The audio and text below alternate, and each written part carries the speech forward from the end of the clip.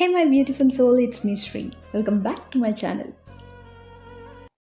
Life lessons from Bhagavad Gita chapter 2 శ్లోకం 20లో శ్రీకృష్ణుడు అర్జునుడితో చెప్తున్నారు. ఆత్మకి పుట్టుక లేదు, మరణం కూడా లేదు. ఈ శరీరం నశిస్తుందేమో కానీ ఆత్మ ఎప్పటికీ నశించదు అని చెప్తున్నారు.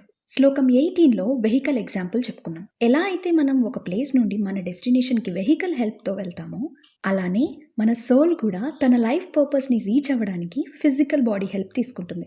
ఇప్పుడు మన వెహికల్ పాడైపోయింది ఆర్ యాక్సిడెంట్ అయింది, వెహికల్ని యూజ్ చేయలేం. సో ఏం చేస్తాం? వేరే వెహికల్ హెల్ప్ తీసుకుని మన డెస్టినేషన్కి రీచ్ అవుతాం. అంతేకాని వెహికల్ పాడైపోయింది అని ఎక్కడికి వెళ్లకుండా అలానే ఉండిపోం కదా. అలానే సోల్ కూడా ఒక ఫిజికల్ బాడీ మరణించిన తరువాత it gets a new physical body, వేరే కొత్త ఫిజికల్ బాడీలోకి వెళ్తుంది. ఆ కొత్త జన్మ అనేది, ఆ పుట్టుక అనేది ఫిజికల్ బాడీకి మాత్రమే, కానీ ఆత్మకి కాదు. బికాస్ ఆత్మకి జననం లేదు, మరణం కూడా లేదు. Often we identify ourselves with our body, but the Gita reminds us that these are temporary. మన ఫిజికల్ బాడీ ఎప్పుడూ ఒకలానే ఉండదు. మన స్కిన్ చేంజ్ అయిపోతుంది, మనం ఓల్డ్ అయిపోతాం. ఫైనల్గా ఏదో ఒక రోజు మన ఫిజికల్ బాడీ మరణిస్తుంది. But our true self, the soul, is not affected by the external changes.